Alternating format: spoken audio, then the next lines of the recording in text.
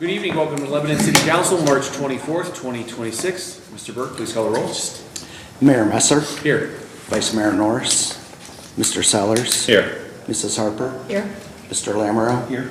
Mrs. Eggers. Here. Mr. Cope. Here. Motion to excuse Mr. Norris. So moved. Second. All in favor? Thank you. Please join me for the invocation and the pledge. Bow your heads with me, please. Father in heaven, I just thank you for a beautiful day in Ohio. Thank you for an opportunity to serve the citizens of our community. Just pray that you give us wisdom and continue to bless our community, state, and our country, Lord. Thank you for Jesus. Your name I pray. Amen. I pledge allegiance to the flag of the United States of America and to the republic for which it stands, one nation, under God, indivisible, with liberty and justice for all. Council would look at City Council work session minutes, February 18th. Do I have a motion to adopt? So moved. Second. Any questions, comments? Please call the roll. Mr. Cope. Yes. Mrs. Eggers. Yes. Mrs. Harper. Yes. Mr. Sellers. Abstain. Mayor Messer. Yes. Mr. Lamoureux. Yes. And then City Council meeting minutes, March 10th. Do I have a motion to adopt? So moved. Second. Any questions or comments? Please call the roll. Mr. Cope. Yes. Mrs. Eggers. Abstain.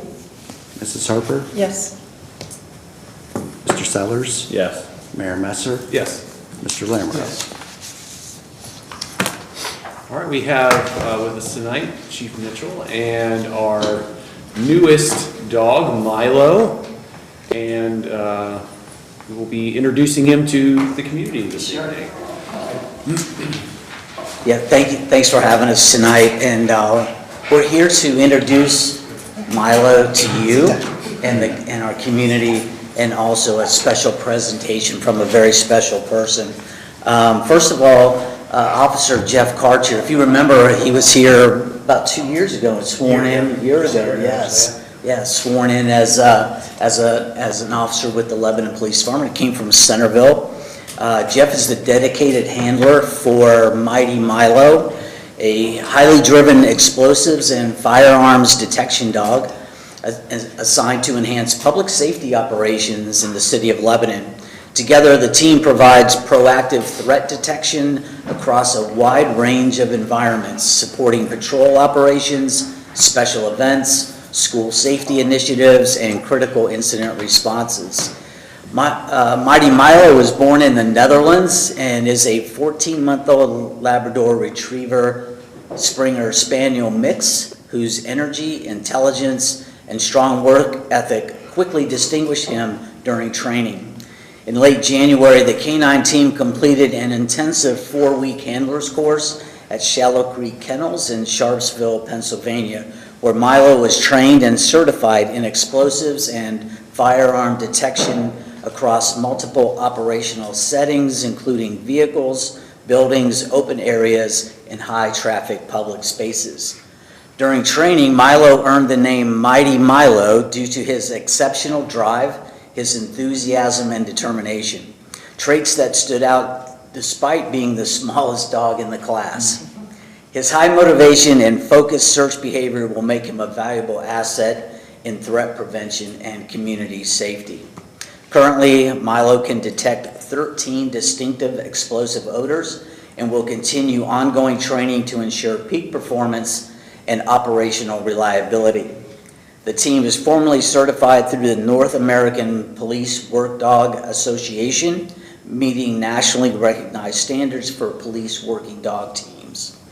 Officer Karcher brings more than 17 years of law enforcement experience, having previously served with the Centerville Police Department in a variety of roles. Mighty Milo is the second police K-9 sponsored by the Sergeant Brian Dooley Memorial.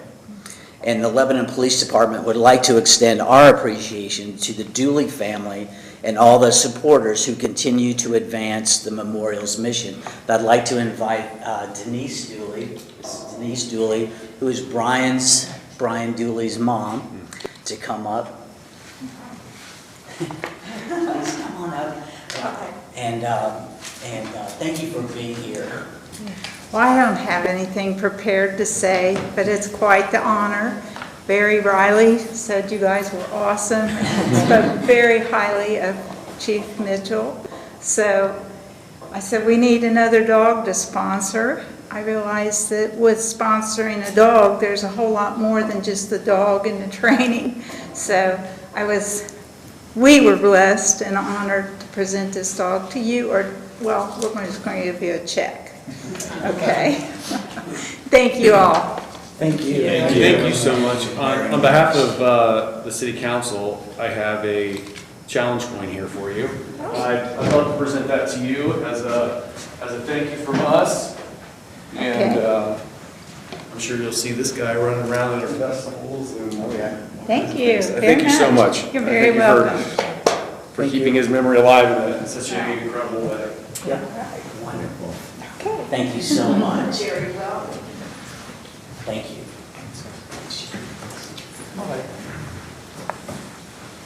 So Chief, what is the standard operation with Milo? Is he going to be at the festivals? What do you foresee? Yes. How is he going to be working? Yes, he's on patrol with Officer Karcher. He'll be used at all of our special events. We've already had him doing some work in our schools. He will be one of the explosive dogs who will do the pre-screening of for the Reds opening day. Oh, cool. So he'll be going down tomorrow. Yeah. And participate with other dogs in clearing that facility, then they'll secure it. So, yeah, so he's active. Did we get a picture? Yeah. I would like to get a picture of her. Yeah. with the Yeah, dog. council made this. Chief, I got a quick question too, about that. So when he's working, is he like more intense? Is he like focused and, like, I grew up around hunting dogs. Right. And they just knew when it was time to go, and they were like a heat-seeking missile. Yeah. No pun intended. Oh, yeah. Yeah. When I get him out of the car, he knows it's time to work. Actually, he thinks it's time to play anytime he gets out. So if he's out of the car, if he's out of his kennel at home, he will not stop moving. The fact that he was laying down here a minute ago was like the calmest he's been inside. That's probably 3 miles. We have a boring effect here. Dogs like this. I was thinking. Picture of. Yeah, because. Yeah, everybody. Yeah. Perfect. Right here. Heel. No, over here. Heel. If it's totally involved, that's on my phone in my box. Dogs were not like they used to be,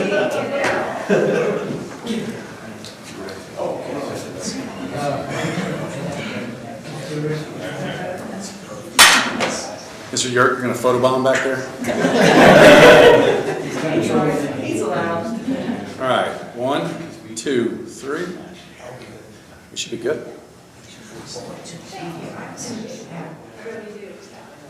All right, I love puppies. I'm in the market for one. He's got a fenced-in backyard, so it's perfect for him.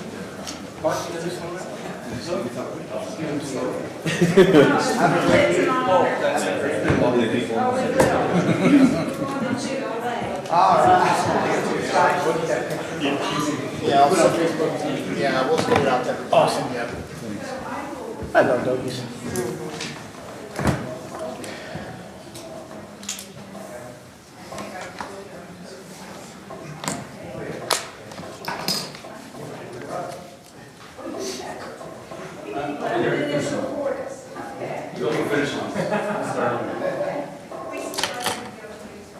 Ms. Bronca, so she sponsors the dog like 100%? I know those things are That's expensive. pretty much the cost, not the trade with the acquisition cost. She's basically, reimbursing the city for the cost of the dog.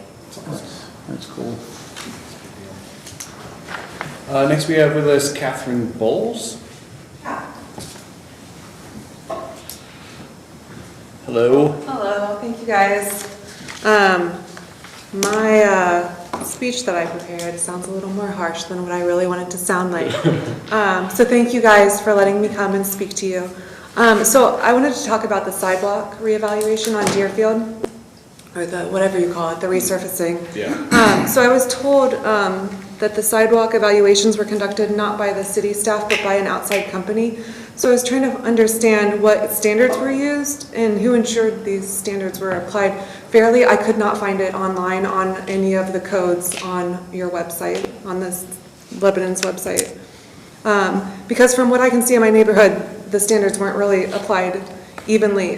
So my sidewalk right in front of my house has been flagged from what I would describe as minor, but I understand like if it's not minor, like I'm totally gonna pay, I will pay for it. But there's a sidewalk, there's a neighboring sidewalk down just a little bit further. That is an obvious tripping hazard. Like it is raised up and it's not marked. It's not marked for change. And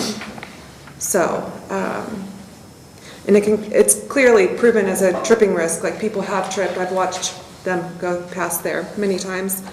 So anyway, I'm wondering what measurable criteria were used to determine when a sidewalk must be repaired. And are the inspectors using a standardized tool or guideline, or is it based on subjective judgment? And then is there any oversight that the city provides when they're using outsourced evaluations? Because as a resident, I would love to review those criteria and understand why one property was flagged and another wasn't. One last concern, I'm troubled by the use of emergency language to push the bid forward. Homeowners just received this notification letters last week, and then it's just being moved through without quickly under emergency designation. The combination of those two things I think is unfair to residents, and it limits our ability to ask questions, review the criteria, or challenge potential errors before the decisions are finalized. So those are my concerns. Yeah, I can Have the answers to the I revamp? can kind of jump in. So first of all, city staff does the sidewalk inspection. So all of the markings out there were done by city staff. It's our engineering department who primarily do that work. They do have criteria, so they do have, with regards to tripping hazard, they must have like a little measurement tool that they use to try to determine whether or not it meets that criteria. Cracking, that's a little bit more subjective. So the overall condition of the sidewalk, they'll do a visual inspection on it, just to determine, the overall condition and if it needs to be replaced. So that's the criteria. We do get a lot of calls. Obviously, once the notices go out, people still have the opportunity to, challenge or question why their sidewalk was marked. Our engineering staff will meet that property owner on site, review it with them in person. Sometimes they agree with the property owner, sometimes they don't. But we always have that process where we're glad to kind of come out and meet with property owners individually to take a look at the situation. With regards to emergency language, with this, the emergency language allows us to get the concrete repair notices out quickly to the property owners because we want to give them the opportunity to have that work done themselves or hire a contractor.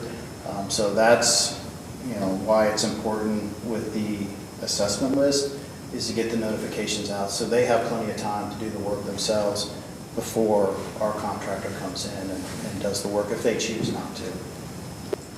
So, thank you, I appreciate that. And then just the one question about the neighboring house that it's an obvious, like, it's raised up, so it's an obvious, why was that one not chosen? I'll have our inspector, we can kind of communicate. It's like if we're all having nice sidewalks, it'd be kind of nice to not trip on it. I mean, the goal is certainly consistency. Yeah. They walk a lot, they mark a lot. I'm Yeah. not saying they don't miss some here and there, so if there is something that they missed, we'll take a look at Okay. it. We do all of the handicap ramps ourselves, that's a city expense, so I don't know if it's. No, that's part not of that. Okay. that's not an issue where I am. We can definitely take a look at that and just see Okay. if it's something that needs to be marked. So, one last question, and I'm so sorry for taking up your time here. So like, does that affect the bid? Like, so the bid is a certain price, and like if residents come and say, oh, so, I don't know, a small percentage is not done by the company, are we still as taxpayers paying for those even though they weren't done? No, it's a unit price contract. So the unit prices are established. Quantities are kind of as marked, but obviously there's going to be changes based on what, because what's actually performed in the field. Because like I said, the property owner can do the work themselves. Right. If the property owner does the work themselves, Okay. our contractor Okay. is not going to obviously do that. So Okay. it's a unit price contract, and that's what dictates the charges. Awesome, thank you. So how quickly, I guess, the next business day, I'll contact your engineering office, but how quickly If you want to leave your email address with Mr. Burke, Okay. we'll reach out to you and have them schedule a Awesome. meeting. Thank you, I appreciate that. Thank you, And guys. there might be something for clarity too. When did they do the markings? Was it You know, the fall? a lot of times they try to do it through the winter, and it's kind of weather dependent. So, I mean, it's been a few months on some of the streets. So there could, market, that's so- why it's unit price, because there could be heaving and thawing, and they'll have to come back around Yeah. when they're doing the work and make adjustments. Thank What's you, the guys. deadline if the Thank you, Kate. property owner decided to, they Ms. wanted to Bowles. do the work themselves? Ms. Bowl, you didn't sound harsh. They usually have. You did not sound harsh. We welcome your question. Email address, that's perfect.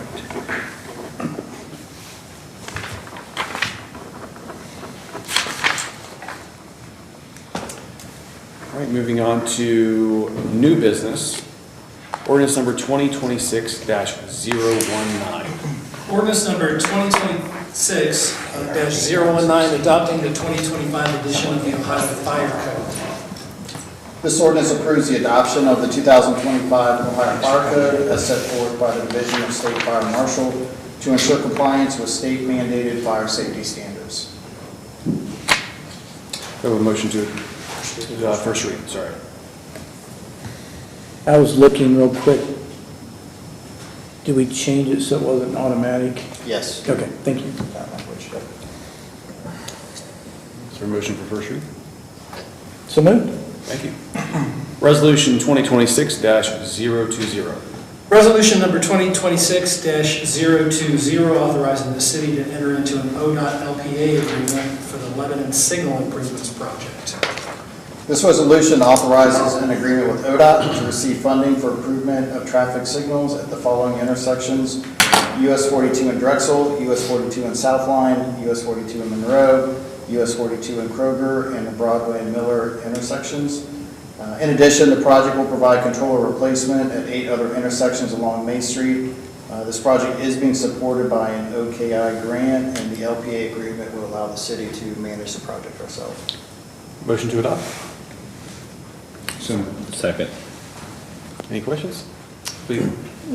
Yeah, I was just gonna, if somebody's listening online or watching us, what are those improvements, those traffic signals? What are those? Yeah, you'll see something probably similar to what was done last year there at Mound in Columbus Avenue. So kind of replacement of the mast arms and then upgrades of the controllers. And then the project also includes controller upgrades along Main Street. So not the physical signal upgrades, but just the controller upgrades. And part of that along Main Street will be, evaluation of timing and everything else. Thanks. Please call the roll. Mr. Lamoureux? Yes. Mr. Sellers? Yes. Mayor Messer? Yes. Mrs. Eggers? Yes. Mrs. Harper? Yes. Mr. Coe? Yes. Resolution 2026-021. Resolution number 2026-021, authorizing the city to enter into an ODOT LPA agreement for the Miller Road Shared Use Path Project. This resolution authorizes an agreement with ODOT to manage the engineering and construction of a 1.08 mile, 11-foot wide shared use path, utilizing the existing right-of-way along the north side of Miller Road between Broadway and Drake Road. The city is coordinating these efforts with the planned Ray Rock development to connect the trail system to the Lebanon High School. This project is also being supported by an OKI grant and is consistent with the city's trail system master plan. We have a motion to adopt? So moved. Second. Any comments? Please call the roll. Mr. Sellers? Yes. Mr. Coe? Yes. Mayor Messer? Yes. Mrs. Harper? Yes. Mr. Lamoureux? Yes. Mrs. Eggers? Yes. Resolution 2026-022. Resolution number 2026-022, authorizing the city to enter into a memorandum of understanding with other political subdivisions for the city's continued participation in the Warren County Drug Task Force. This resolution authorizes an MOU with the Warren County Drug Task Force to provide tactical response in specialized situations requiring a law enforcement response. The city continues to provide significant support for this regional effort. Motion to adopt? So moved. Second. Any comments?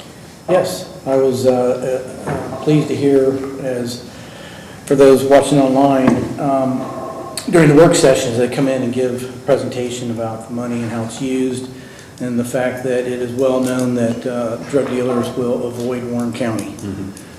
Thank you, Chief Mitchell, for your support in everything that our department does, what the city does, that we can make that kind of statement to drug dealers if they try to avoid doing deals in Warren County. Please call roll. Mrs. Eggers? Yes. Mrs. Harper? Yes. Mr. Lamoureux? Yes. Mayor Messer? Yes. Mr. Cope? Yes. Mr. Sellers? Yes. Ordinance number 2026-023. Ordinance number 2026-023, approving a contract with Rack and Ballauer excavating, in the amount of $1,129,535.45 for the city's 2026 annual concrete repair and replacement program and declaring an emergency.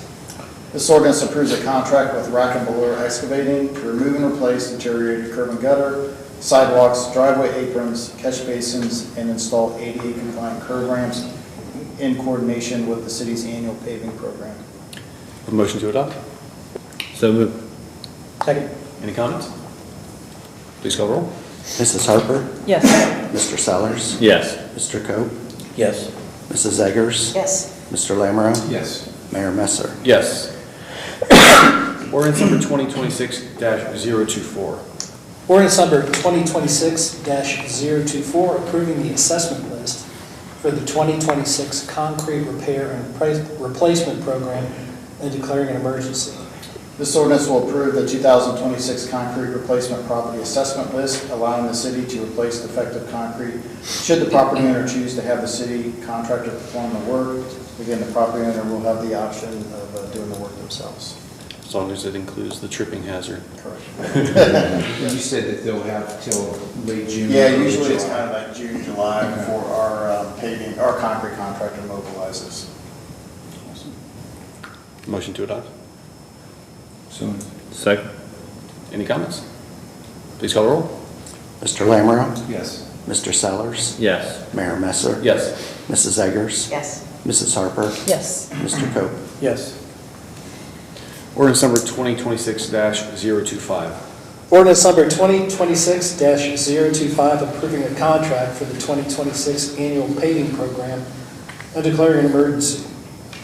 This ordinance approves a contract with Fillmore Construction in the amount of $3,874,576 for the city's annual pavement resurfacing program. Detailed information about the streets included in this contract can be found on the engineering page of the city's website. Motion to adopt? So moved. Second. Any comments? Please call roll. Mr. Sellers? Yes. Mr. Cope? Yes. Mayor Messer? Yes. Mrs. Harper? Yes. Mr. Lamoureux? Yes. Mrs. Eggers? Yes. Ordinance number 2026-026. Ordinance number 2026-026, approving an updated 3-year agreement with Lebanon City Schools for school resource officer support and declaring an emergency. This ordinance approves an agreement with Lebanon City Schools to continue to provide 2 school resource officers for the next 3 school years, with the school district reimbursing the city for 70% of the annual school resource officer expenses each year. Do I have a motion to adopt? So moved. Second. Any comments? Please call the roll. Mrs. Harper? Yes. Mr. Sellers? Yes. Mr. Cope? Yes. Mrs. Eggers? Yes. Mr. Lamoureux? Yes. Mayor Messer? Yes. Ordinance number 2026-027.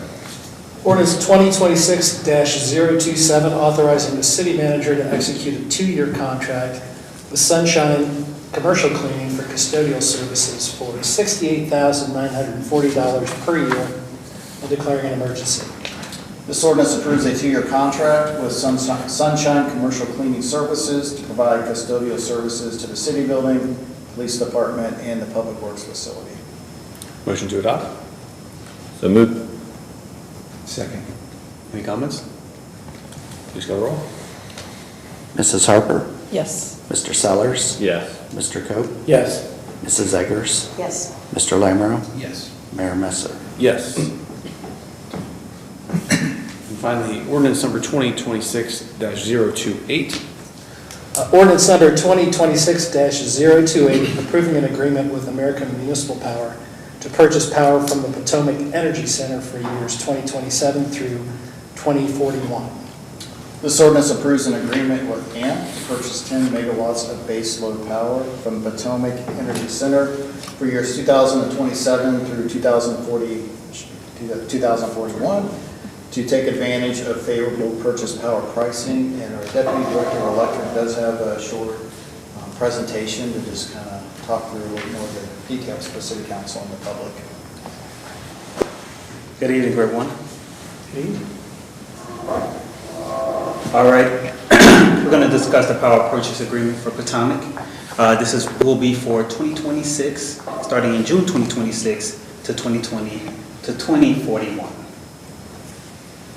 The purpose of this presentation is to obtain City Council's policy guidance regarding the purchase power of wholesale electric power for the city's power needs for 2026 through 2041. The recommendation is to enter into a 15-year purchase power agreement contract with AMP. Currently, right now, you can see our city's current agreements. Right now, for 2026 to 2027, we have 100% of all of our contracts needs. For 2028 to 2030, we have about 70%. For 2030 to 2032, we have 45%. And for 2031 to 2047, with our Fremont power plant, it's at 20%. The proposed contract is starting in June 2026 to 2041, and we're requesting authorization to secure a 10 megawatt capacity block at this time. Additionally, recommend including a provision that allows the city to procure additional blocks if they become available, not to exceed an extra 5 megawatts. What this does is supports our strategy of mixed portfolio of cost/market purchases and varying purchasing terms. This also enhances our customer rate predictability and reduces the volatility of our power cost adjustments. Right here is a graph that shows pretty much our megawatt usage for the year 2024. We've seen at the bottom is our 7x24, which is 10 megawatts. It shows our intermediate, and of course it shows our peaks, how they've gone up and down, especially in the summer months. So right here you'll see our current wholesale power contracts. Of course, we got into the agreement with AMP in 2026. In June 2011, we bought 17.7 megawatts of power from Fremont, which is something that we use every year, and that's going to go from January 2012 to December 24 at the cost of $39 per megawatt. From February 2018, we have a power purchase agreement, a base load of 20 megawatts, and that goes from 2025 to 2027 at a cost of about $31 a megawatt.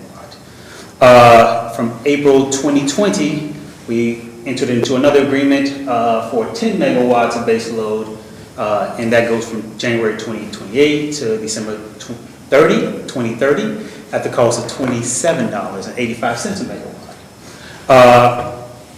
April 2023, we have a remaining requirements. That's pretty much more anything that's past any of our agreements. This just kind of hits the peaks. And that's at a cost of $67.41, and that ends in December 2027.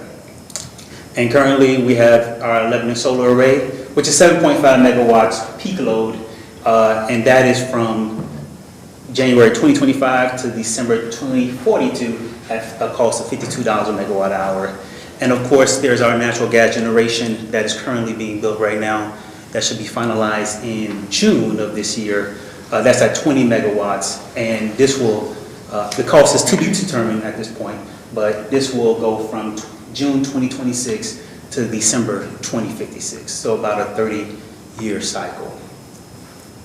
Question real quick. Yes. The solar array, you have it at 7.5 megs.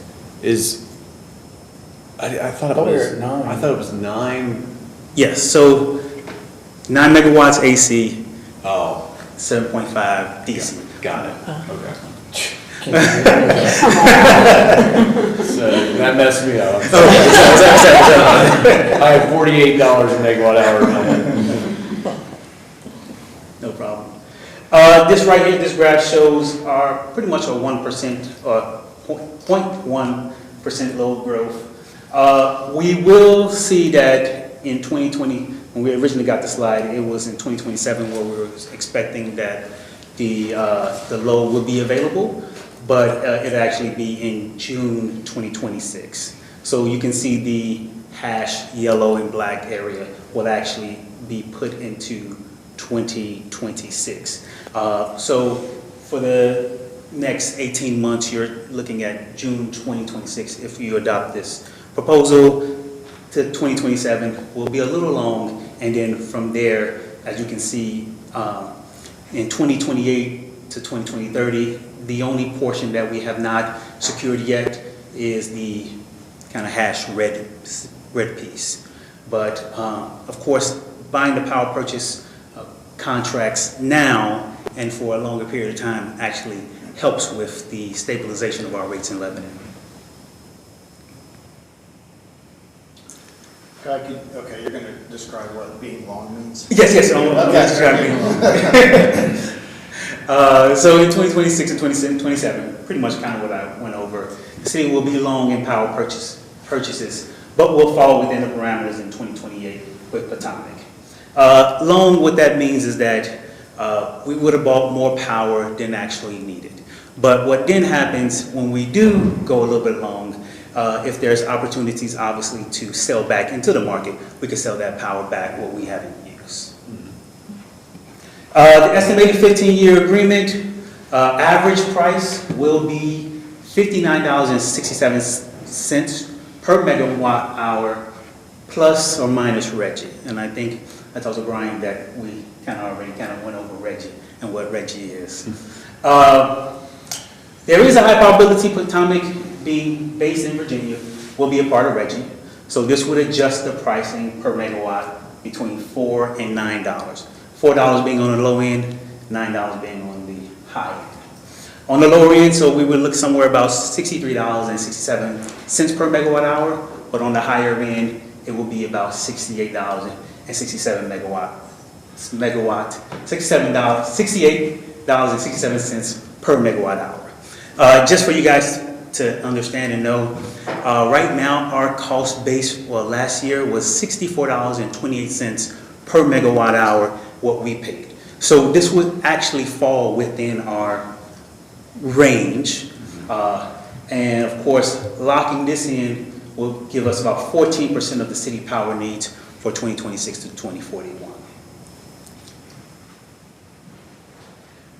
This graph right here shows from 2020 to 2026, you can kind of see what our wholesale power unit costs were. And as you can see, they've been fairly stable from 2014 to 2024. Because we had those contracts in place prior to COVID, that has helped us out a great deal. But as you can see, the blue line, which represents our transmission costs, goes up a lot higher. And the transmission cost, just so you guys understand, is the power that's needed, the cost that it takes the power to get to Lebanon itself. Hence the reason why we put forth some local generation like our natural gas generators and our solar, of course. I put this slide in here just to kind of show you guys a comparison. As I told you that we in Lebanon have paid $64.28 per megawatt hour, and that's including generation, transmission costs, the whole shebang. Duke Energy, our good friends to the south, And as of March 2026, their generation cost is at $100.60 per megawatt hour. And our good friends to the north, AES Ohio, they have decreased their current rate as of June 2025 to $94.50 per megawatt hour, and that's just the generation cost. What was the notification we got about, who was on the PUC? Duke. Duke to increase the rates more? Yes. Yeah, I think, I don't want, I mean, I don't know what people can see watching online, but in all the details, it gets lost, the fact that our rates are so much cheaper. I mean, just, everyone needs to understand the way that you guys, our department, the way we manage our power purchasing, we were what, around 68? 64. 64. Yes. I mean, just for. And that's all in. Yeah, that's delivery, distribution, I mean, generation, distribution, and Duke. If everyone was just straight on a Duke account, it was that much more. Yeah, anyone outside of Lebanon feels the pain. That's a good thing. Oh, yes, that's a good thing, that's a good thing, that's a good thing. This is always my favorite slide. Yes, so what we did, we took a snapshot of a 7050 kilowatt hour customer, regular residential customers, and this is what their Lebanon bill would be, $101.48. We need to flip that, so we're at the bottom. Compared to a Duke customer at 141, 157 if you're AEP, AES Ohio or Dayton is 144, City of Hamilton is 124, and City of Pickwood is 102. So the state average is around $137.58. And this is per the PUCO site. And of course, for our commercial electric rates, we still are number one in the right direction at $34,905 if you're a 300,000 kilowatt hour customer. Duke Energy at 39, 534, so forth, and the state average is at 40,744. So, our recommendations is for the contract term of 2026 to 2041 that we recommend to enter into the 15-year contract agreement addendum with AMP for wholesale power for Potomac. We recommend emergency language for the second reading on April 14, 2026. And this will lock in 14% of the city's power needs for 2026 through 2041 at a competitive fixed price. And of course, this will automatically, wholesale power cost is automatically adjusted with customer bill through power cost adjustments. I did hear from our I guess you could say our subject matter experts within our rates. And they did say to me today, we have it in writing, that joining Potomac would actually be really good for the city and actually save our customers money as opposed to adding the cost to our customers. So just to give you guys a notice that by joining Potomac, this will be really good for the customers of Lebanon, not only for now, but at least for the years to come with the 15-year agreement. Is the fixed, I mean, call it whatever you want, it's almost, I just did the math, it's almost a 9, also, people understand, it's a 15% green carbon tax. That's what that is. Virginia's going to charge that. And it's still, we're getting a better deal, and I understand that. It's frustrating that people need to understand energy's not free, and that's a carbon tax. Yes. Is that carbon tax locked in this agreement?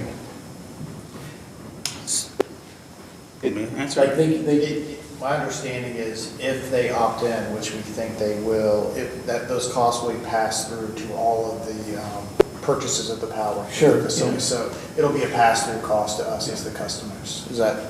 Yes. Is that even if we lock in before they? Yep. Yes. And of course, depending on the administration, it's subject to change. So within 4 years from now, it could change, and then we'll be even in a better situation. But it all depends on the administration as well. So does that rate that you just showed us, does that figure in that Yes. that tax? So this right here, between the $63.67 per megawatt hour on the lower end and the $68.67 on the higher end, figures that check. $68, we're still further ahead. Yes. So we say that, so let's say they do, because they probably will. They probably will. That's a whole other conversation. Yes. So, we're gonna be locked in at $68.67 for the next 15 years unless that were to be repealed, that particular tax. Absolutely. But that's going to be, again, that's only 14% of our overall costs.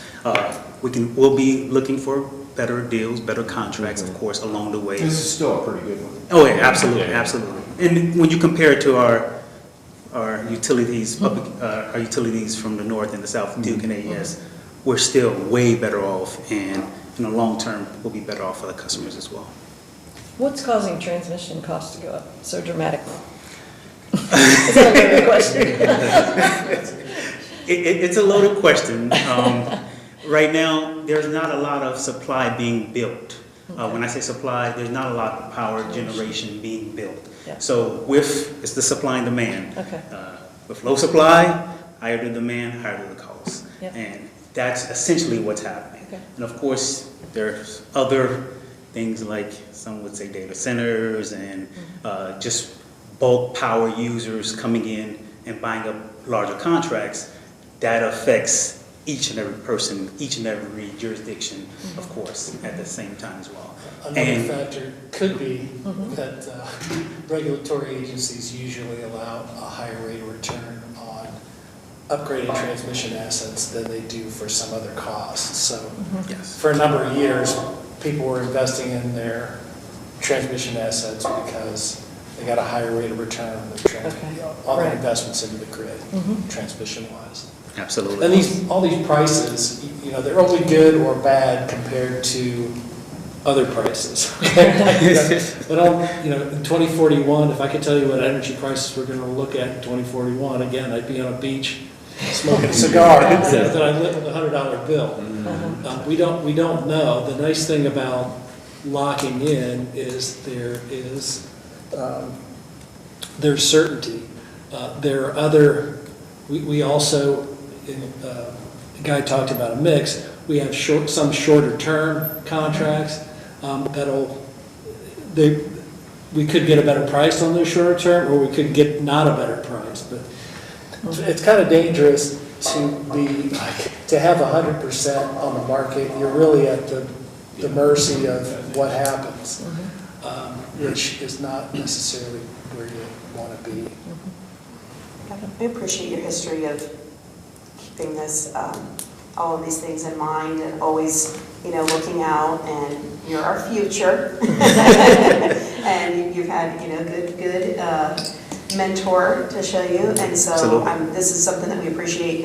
We don't just sit here and help make the decisions. We're affected by the decisions. That's why we're here. So, we see it in our own homes and, with our family members and how it's different. So I appreciate that you guys have done this, not just now, but for many years so that we can be in this position now.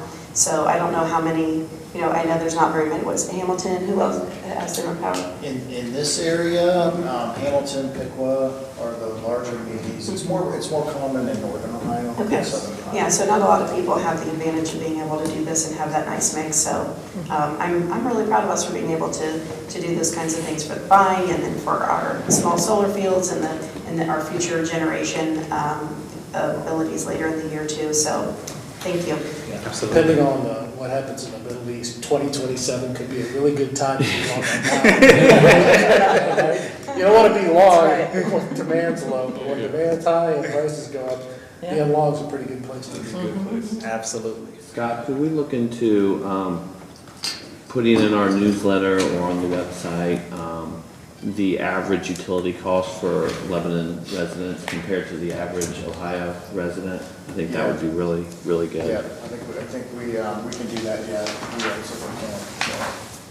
I appreciate you coming. I mean, this stuff's hard and complicated to understand, and thanks for coming out and dumbing it down so someone like me can understand it. But this seems like a no-brainer to me.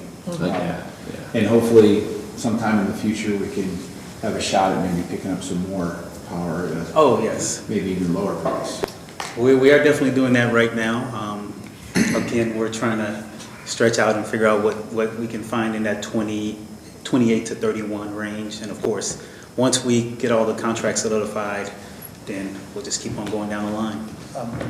You asked I want to make sure you asked that we lock in the addition to the price on the, I've never seen a contract where you could do that. I mean, both parties sort of take a certain amount of regulatory risk,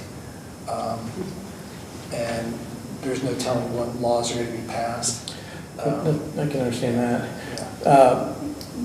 So the lower and higher end, is that how the contract's written? I mean, that's our range in there? It's the contract is written so that we'll have to comply with RGGI, and those are anticipated costs from our rate expert, our subject matter expert, Salvo. Could those go up? Yeah. Could they go down? Yeah. That's based on the tax though, right? Yeah, it's based on, Okay. Because taxing us more money is gonna make the earth cooler. Shut down our coal. Exactly. Very good, thank you, Guy. No problem. I appreciate you. Thank you. Yes, thanks. We still need a first. Yeah, that's a first read on that. Can I get a motion? So moved. Thank you. Sorry, but we haven't. City managers report. Thank you, Mayor. Just a reminder, there's no meeting of City Council next week. It's the fifth Tuesday of the month. So our next meeting will be a work session on April 7th at 7 p.m. And we do anticipate the final asphalt surface course to be placed on Broadway the week of April 13th. So obviously we'll get more information out, but asphalt plants are opening up here, so contractor will be mobilizing to finish that job mid-April. Very good. That's all I have, Mayor. Mr. Sellers, you got anything? Lebanon recently lost a truly remarkable member of its community, George Lazier. He was a cornerstone for the community for 50-plus years. I can't even begin to start listing all the civic leadership roles that he had over the years. Board of directors for LCNB, Countryside YMCA, Warren County Foundation, served on council for 6 years. I had the honor to work for him straight out of high school for 8 years. And he was a man of few words, but when he talked, you listened. And he had his business at the time when I worked there had over 100 employees. And every work anniversary and every birthday, he went to talk to every single employee. And again, man of few words, but if he would stand there and talk to you as long as you wanted to talk. The city of Lebanon will feel his absence deeply, but his legacy will never fade. Councilmember Sellers, did you know that Mr. Lazier came in, it was either second or third in Mr. Cleveland in like 1959? He was, yeah, he was. Yes. Wow. Yes, that's what I Interesting remember. guy. Yeah, I remember Interesting guy. George Leader. I grew up, so my grandparents lived next door to him for 25 years, so I was always in his yard and our yard and everything, always waving hi to him, so. Yeah, we would, I would go to at the YMCA in the mornings before school, and he'd be one of the guys that I would talk to, and we'd both work out together at the Y, so that's where I got to know him. He was a great man. If I could, do you mind if I Go. could just move forward? So I got involved with George on a committee up at the Y. We basically buy equipment for the weightlifting room. And one of the things that committee did, I don't know if George would want me saying this, but at any rate, one of the things we did was there was a family that sponsored a gymnastics scholarship for young ladies. So every year we go through these applications and pick one person, right? We usually have 4 or 5 of them. And the committee would discuss it and talk about it and mull over who the lucky, and they were all, I mean, all these young women were like fantastic, right? I mean, they were just so active and really made you ashamed, like, to look at your own resume at that age. But at any rate, we pick one, and then George would take the other 4 applicants and go, I'll handle that. So he wrote a check for a scholarship for all the rest of he was really a really kind and generous man, and I apologize, I don't mean to. No. But More I stories, think- the better. I think Yeah. George deserves it. Absolutely does. Yeah. Thank you, Matt. That's Mr. Cope? He was my neighbor, he was a great guy, he really nice, he was a terrific guy. I like him. Every day walking out there, he was fun to go and talk to. As a matter of fact, he's the first person to sign my petition when I first ran. Yeah. I'm gonna walk across the street, he sat down, started, he's like, did you know that I was on the city council? As a matter of fact, I did not. First of all, I would like to say that I am really enjoying the new stop signs. Oh, my gosh. And those people aren't going to say that, but I'm going to. It's all been positive. I do, because there's certain Chief, areas, give him tickets, he won't. there's certain areas that I was always like, "Ooh," you know, I'm little, okay? It's a little harder for us little people to see. No, but it's just, it makes me feel a little more comfortable going through all these spots. Like, it makes me feel a little more secure. So I'm happy about them. I'm sorry to those who are not, but I do appreciate them. And I also wanted to say thank you to the Deli family for taking what was a personal tragedy for them and the community and turning it into something really positive. I love seeing people do things like that because, you know, that's a big sacrifice on their part. You know, family sacrifice when their family members are serving in law enforcement, let alone losing their life, and then to turn that around and do something special like this. I just think that's something that's very honorable. And then on the sidewalks, you know, I just wanted to mention that if you need a little help with the measuring, I discovered years ago that toddlers are really good for that with their little sandals. You just walk, you hold their hand, as soon as they do this, you know, that's it, you know. I remember watching them walk out there, and I've seen them measuring, you know, and I saw them out there one day, and my little one was, you know, maybe 2 years old at the time, holding her hand with her little sandals, and she would trip everywhere that they marked. So that was our confirmation. They had all the spots. So that's all I've got for today. Okay. I was wondering, is Mrs. Dooley a Lebanon resident? Do anyone know? I'm not sure if she's in the city or in the township. I thought Okay. she was. I thought she was in the township. Yeah. Okay. She She does not live in the city. Okay, Okay. I thought so. Thank you for joining us this evening. Thank you, Chief, for bringing the new pup in. And I'll entertain a motion to close the meeting. So moved. Second. Please call the roll. Mayor Messer, Yes. Mr. Sellers, Yes. Mrs. Harper, Yes. Mr. Lamoureux, Yes. Mrs. Eggers, Yes. Mr. Coe. Yes.